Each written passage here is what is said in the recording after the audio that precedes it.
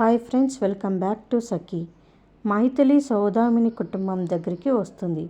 సాకేత్, చందన పెళ్లి కూతురు పెళ్లి కొడుకుగా రెడీ అయ్యి కళ్యాణ మండపానికి వెళ్ళడానికి రెడీగా ఉంటారు. సాకేత్కి మరొక అమ్మాయితో పెళ్లి జరిగిందన్న విషయం కొందరి పెద్దల ద్వారా సౌదామిని కుటుంబానికి తెలుస్తుంది. ఈ విషయం తెలిసిన తర్వాత అందరూ ఆ అమ్మాయి ఎవరు, ఇది ఎలా జరిగిందని అడుగుతూ ఉంటారు.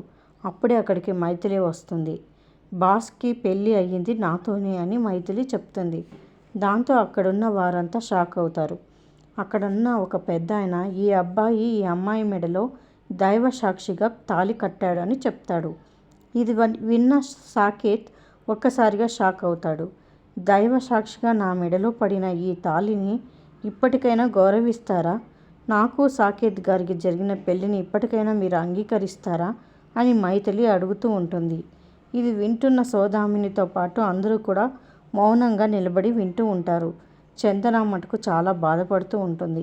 మరిన్ని అప్డేట్స్ కోసం ప్లీజ్ సబ్స్క్రైబ్ చేయండి. Thanks for watching.